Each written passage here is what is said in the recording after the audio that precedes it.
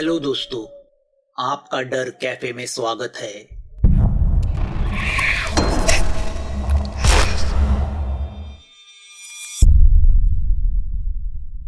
वह शुक्रवार भी चला गया। किसी गांव से कोई लड़की गायब नहीं हुई। नीलेश भोईर वैसे पनवेल का रहने वाला था, मगर कोंकण रेलवे में नौकरी लगने के बाद उसका तबादला कभी राजापुर, कभी खेड़ तो कभी सावरडे में होता रहा। उसका स्वभाव भी बातूनी होने की वजह से वह जहाँ जाता वहाँ दोस्त बना लेता। 4 तबादले के बाद जब वह सावरडे आया तो एक जगह पहचान से कोसाबी में रहने का उसका प्रबंध भी हो गया। पहाड़ों से घिरा शांत कोसाबी उसे काफी पसंद आया। प्रकृति से हरा भरा, नदी तालाब से भरा हुआ गांव मानो परियों की कहानियों की तरह था। और इसी गांव में उसे उसकी परी भी मिल गई थी, रूपाली। रूपाली 19 साल की थी, अपनी जवानी की चरम सीमा पर। उसका गोल चांद की तरह गोरा चेहरा, उसके गुलाबी गाल, उसकी भूरी आंखें, सचमुच वह एक परी की तरह थी। उसकी हंसी तो सामने वाले को घायल कर देती थी। वो कोसाबी में रहती थी, मगर उसका कॉलेज चिपलून में था। सुबह की गाड़ी से जाके वह दोपहर की गाड़ी से वापस आ जाती थी। स्टेशन पे आने जाने की वजह से उसकी आए दिन नीलेश से मुलाकात होती थी। जैसे जैसे मुलाकातें बढ़ती गई, नजदीकियां बढ़ती गई और नजदीकियों ने जल्दी ही प्यार का रूप ले लिया। वैसे तो रूपाली के पीछे कितने लड़के पड़े थे, उनकी गिनती ही नहीं थी। एक लड़का तो सावरडे स्टेशन पे आके उसे छेड़ने लगा था। उसी वक्त नीलेश ने आके उसे अपना जलवा दिखा दिया था। गांव की भोली भाली रूपाली को नीलेश एक फिल्मी हीरो की तरह लगने लगा। दोनों एक दूसरे के नजदीक आ गए और प्यार की कस्में वस्में हो गई। दोनों ने शादी का फैसला किया, मगर रूपाली के घर वालों को इसका पता नहीं था। नीलेश ने सोचा कि जैसे रूपाली की पढ़ाई खत्म होगी वो उसके घर जाके उसके घर वालों से उसका हाथ मांगेगा। और इसी माहौल में कोसाबी में लड़कियां गायब होने का सिलसिला शुरू हुआ। इन घटनाओं की वजह से नीलेश काफी परेशान हो गया था, क्योंकि उसकी रूपाली तो हजारों में एक थी। अगर ना जाने उसके साथ कुछ बुरा हुआ तो, यही सोच के उसे रात भर नींद नहीं आती थी। उसने रूपाली को कई मर्तबा समझाया कि यह मामला निपटने तक तुम चिपलून में ही कहीं रहो। वह उसे भाड़े की खोली भी दिलाने के लिए तैयार था, मगर रूपाली बिंदास थी। वह हंस के बात को उड़ा देती थी, उसे किसी बात की फिक्र ही नहीं थी। बुधवार को ईद की छुट्टी आ गई थी। नीलेश घर पे ही था। नीलेश ने रूपाली को मिलने के लिए बुलाया, मगर उसने इनकार किया। उसने उसे बताया कि कल से उसके पीरियड्स चालू हो गए हैं, उसके पेट में बहुत दर्द कर रहा है, अगले संडे मिलते हैं। नीलेश का मूड ऑफ हो गया था। वो बेड पे लेटे लेटे रूपाली के बारे में सोचता रहा। कितनी बार तो उसने रूपाली को फोन करने की कोशिश भी की, मगर उसका फोन स्विच ऑफ आ रहा था। उसका दिल रूपाली को मिलने को बेकरार हो रहा था। उसने तय कर लिया 2 मिनट रूपाली से बात करके वह मार्केट जाएगा। उसने स्कूटर निकाली और वह रूपाली की घर की ओर निकला। ठीक उसी वक्त वह लड़का रूपाली के घर के बाहर एक दूरी पे खड़ा होके उसके घर की ओर नजर गाड़े खड़ा था। अब वह थका हुआ था और कमजोर भी लग रहा था। पिछले 5 दिनों से वह रूपाली के घर पे नजरें रखे हुए था। उसे किसी चीज का इंतजार था। उसने पिछले शुक्रवार को जब रूपाली को बाजार में देखा था, तभी उसने अपना प्लान बना लिया था। वह जानता था आजकल में वह दिन आने वाला है। वह सोच में था कि तभी रूपाली के घर का दरवाजा खुलता है और अंदर से रूपाली की माँ बाहर आती है। उसके हाथ में कचरे की थैली रहती है। वह थैली कूड़ेदान में डाल के फिर से घर के अंदर चली जाती है। जैसे ही वह अंदर जाती है, वह लड़का उस टूटी दीवार से बाहर आता है और कूड़ेदान की तरफ जाके रूपाली की माँ ने डाली हुई थैली उठाता है। वह एक नजर आसपास डालता है और सीधा अपने स्कूटर को स्टार्ट मारता है। उसका काम हो चुका था। उसे जल्द से जल्द अपने ठिकाने पे जाना था। अब उसे इंतजार था शुक्रवार रात का। उसके लिए शुक्रवार खास दिन था, क्योंकि वह दिन आद्रिका देवी का था। सिर्फ 2 दिन बाकी थे। अब रूपाली उसकी होने वाली थी। उसी ख्यालों में वह गाड़ी भगाता है कि सामने से आने वाले नीलेश की स्कूटर से उसकी टक्कर होती है। नीलेश कैसे वैसे स्कूटर को संभालता है। वह उस लड़के को 2 गालियां भी देता है और नीचे उतर के एक तमाचा भी लगा देता है। एक पल के लिए उस लड़के की आंखों में अंगार जमा हो जाते हैं। वो उस तमाचे का जवाब तो देना चाहता था, मगर उसका मन उसे रोक लेता है, कुछ गड़बड़ ना हो जाए। यही सोच के वह नीलेश से कहता है, सॉरी भाऊ, गलती हो गई। इतना कह के वह गाड़ी का एक्सीलेटर जोर से दबाता है और गांव के बाहर निकल जाता है। भेड़ की तो नीलेश उसकी दिशा में देख के गालियां बकता है। साले ये आजकल के कॉलेज के लड़के, इनके गांड के नीचे स्कूटर के आ गई, अपने आप को पायलट समझने लगते हैं। नीलेश स्कूटर को एक्सीलेटर देके रूपाली की घर की ओर बढ़ता है। यहाँ ऋषिकेश की असिस्टेंट इरावती 6 घंटे की रेलवे यात्रा के बाद सावरडे स्टेशन पहुंच जाती है। उसे ज्यादा देर राह देखनी नहीं पड़ती। कोंकण रेलवे का पूरा अनुभव लिया हुआ ऋषिकेश 1 घंटे पहले ही स्टेशन पे आ गया था। साथ में सौरभ भी था। ऋषिकेश सौरभ और इरावती को एक दूसरे का परिचय करा के देता है। सौरभ इरावती का सामान गाड़ी में डालता है और तीनों कौसाबी की ओर निकल पड़ते हैं। इरावती साइकोलॉजी की स्टूडेंट थी।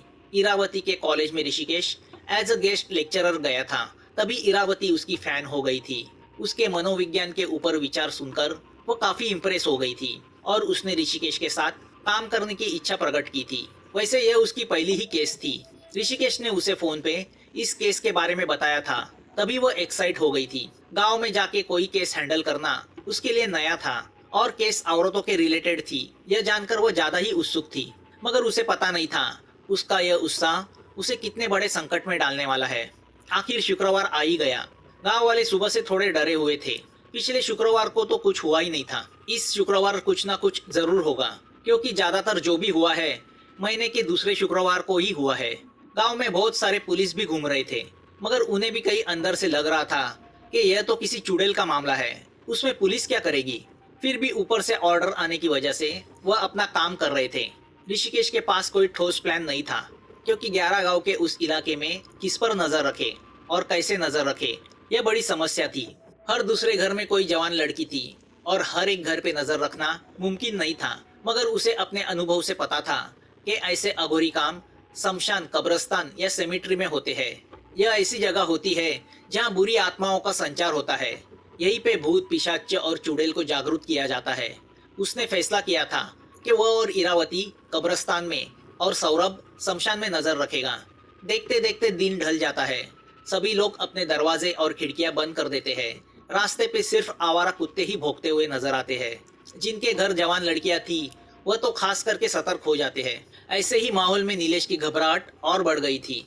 जब से उसके दिल में रूपाली ने जगह ली थी, तब से वह हर शुक्रवार रात को रूपाली के घर के बाहर पहरा देने लगा था और सुबह जाके स्टेशन मास्टर के केबिन में सो जाता था। मगर आज वो कुछ ज्यादा ही डिस्टर्ब हुआ था। उसका अंतर्मन उसे चेतावनी दे रहा था कि आज कुछ ना कुछ होगा। वो खुद को समझा रहा था कि रूपाली पे कोई आपत्ति ना आ जाए। वह बेड के नीचे रखी संदूक में से एक बड़ा चाकू निकालता है और उसे पैर पे बांध देता है। फिर गुप्ती निकाल के कमर पे बांध देता है और एक रामपुरी निकाल के कमर के पीछे बांध देता है। फिर वो घड़ी में देखता है। घड़ी में 10 बज रहे थे। उसने 8 बजे ही खाना खा लिया था।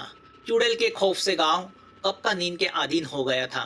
नीलेश को पता था जो कुछ होने वाला है वह 11 और 12 के बीच में ही होगा। वह अपना मोबाइल चार्जर से निकालता है। बैटरी फुल चार्ज दिखा रही थी। वह घर के बाहर कदम रखता है। उसकी छाती धड़कने लगती है। वह स्कूटर निकालता है और रूपाली के घर की ओर चल पड़ता है। ऋषिकेश ने भी अपने सभी गैजेट्स रेडी करके रखे थे। उसमें एक साउंड डिटेक्टर था जो दूर का आवाज भी पकड़ लेता था। नाइट विजन गॉगल था रात को आसानी से देखने के लिए। थर्मल गैजेट जो वातावरण की ऊर्जा की दिशा बता सकता है। टॉर्च, नाइट विजन कैमरा और गन। वो और इरावती कब्रिस्तान पहुंच जाते हैं। आसमान में घने बादल होने की वजह से चांद की रोशनी का नामो निशान नहीं था। बारिश के आसार लग रहे थे। अब वहाँ का माहौल काफी भयानक लग रहा था।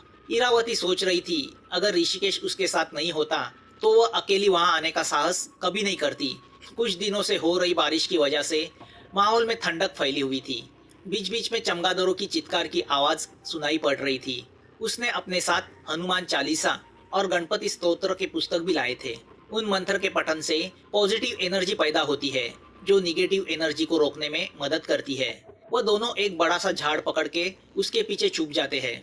दूसरी जगह सौरभ ने शमशान में एक जगह पकड़ ली थी। वह अंदर से डरा हुआ था। अब सौरभ को अकेलापन का एहसास होने लगता है।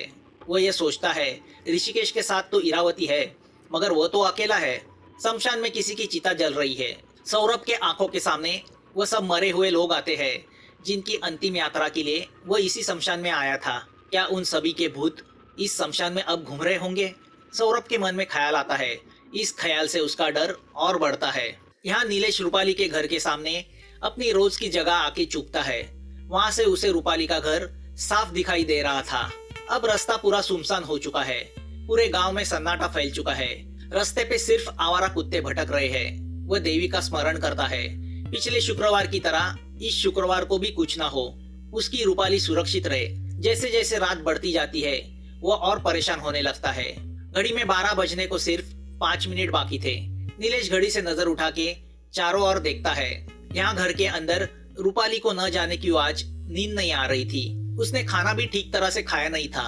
उसे उल्टी जैसा लग रहा था। वह अपने कमरे में बिस्तर पे पड़े पड़े ऊपर छत को देखते हुए नीलेश के बारे में सोच रही थी, मगर न जाने क्यों बार बार उसका मन कहीं और जा रहा था। उसने रात को 10:30 बजे नीलेश को मैसेज किया था। आज अचानक उसे नीलेश पे प्यार आया था। उसने फिर से नीलेश को मैसेज करने के लिए फोन उठाया, मगर फिर सोचा वो सो रहा होगा, उसे क्यों डिस्टर्ब करना। वो मोबाइल में देखती है। अब बराबर 12 बज रहे हैं। वो मोबाइल बंद करती है और छत को देखने लगती है।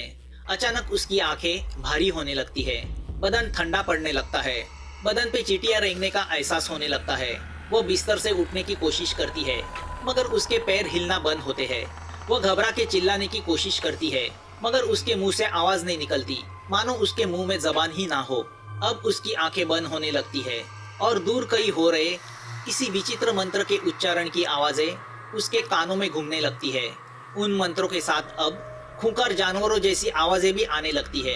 वो विचित्र मंत्र धीरे धीरे रूपाली के दिमाग पे कब्जा करने की कोशिश करने लगते हैं। अब उन मंत्रों की आवाजें बढ़ने लगती है। अब उन मंत्रों में भूत पिशाचों की आवाजें भी आने लगती है। रूपाली उस माहौल में हिप्नोटाइज होने लगती है। धीरे धीरे उसके आसपास पिशाच घूमने लगते हैं। रूपाली आंखें बंद करके डोलने लगती है, मानो उन मंत्रों ने उस पर अपना अधिकार प्रस्थापित किया हो। उस भयानक वातावरण से वह एकरूप होने लगती है।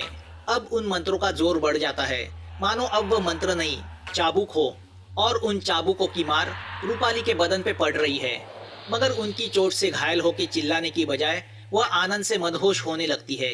वह एक तरह के ट्रांस में चली जाती है, जैसे उसने कोई नशा किया हो। उसके मुंह से हुंकार निकलने लगते हैं। कोई चीज उसके बदन पे नियंत्रण पाने की कोशिश करती है, और उस चीज को विरोध करना उसके बस में नहीं था। एक अमानवीय ताकत उस चीज में थी। जैसे ही वह अनजान चीज उसके शरीर में प्रवेश करती है, रूपाली का बदन बर्फ की तरह ठंडा हो जाता है, और वह ठंडापन उसके खून से पूरे शरीर में फैलने लगता है, जैसे उसे कोई एनेस्थेसिया दे रहा हो। अब रूपाली अपने पूरे होशो हवास खो बैठती है। वह मंत्र की चैंटिंग उसे बुलाने लगती है। वह कठपुतली की तरह बिस्तर से उठ के खड़ी हो जाती है और दरवाजे की तरफ चल पड़ती है। वह दरवाजे के पास आके रुकती है, क्योंकि उसके पिताजी ने दरवाजे पे ताला लगाया है। वह हल्के से हाथ बढ़ा के ताले को पकड़ती है और जोर से खींचती है। उसकी उस अमानवीय ताकत के सामने वह ताला बेबस हो जाता है और टूट के नीचे गिरता है, जैसे वह ताला कागज का बना हो। इस कहानी का अगला पार्ट जल्द आपके सामने आ जाएगा। अगर आपको यह कहानी अच्छी लगी हो तो प्लीज इस चैनल को सब्सक्राइब कीजिए। आपके कमेंट्स का हमें इंतजार रहेगा, और नोटिफिकेशन के लिए बेल आइकन दबाना मत भूलना। जल्द मिलेंगे एक नए डर के साथ। Thanks for watching.